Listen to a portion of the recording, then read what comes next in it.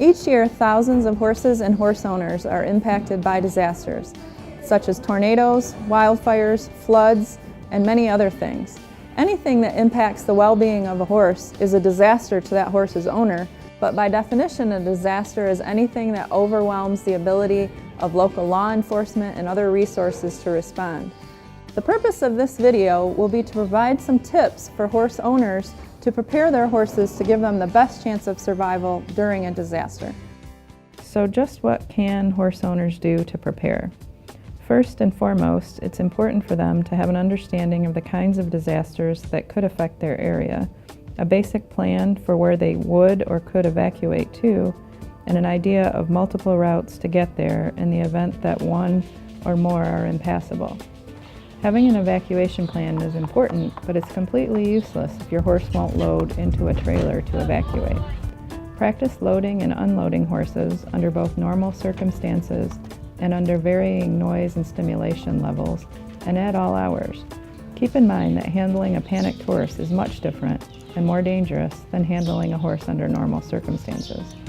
Develop your knowledge of horse behavior and your understanding of how horses react when faced with smoke, fire, unusual noises, and whatnot. Practice ahead of time can help make the process go more smoothly. Stay calm and remember that your calm yet firm demeanor will increase their odds of survival. Horse owners should also make certain that they can evacuate all horses within 30 minutes to 3 hours, depending on the disaster, and that all equipment required to evacuate is in good working order. A wildfire moving in your direction is not the time to discover that your truck won't start or the trailer tires are flat. If you're taking horses, you'll also need to make sure that you have plenty of feed, water, and medical supplies as needed. If you decide to leave horses outside and leave them behind, open gates between pastures so that they can use their instincts to move to the areas most likely to allow them to survive.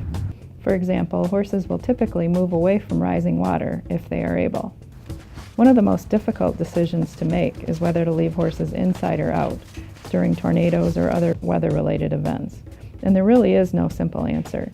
Each situation needs to be evaluated on a case-by-case basis, as the landscape will vary from place to place.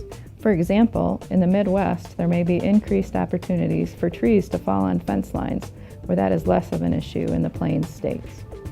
Finally, keep copies of all ownership and registration documents, as well as breeding records, photos, and emergency contacts, including your own, in a waterproof container in your truck or trailer.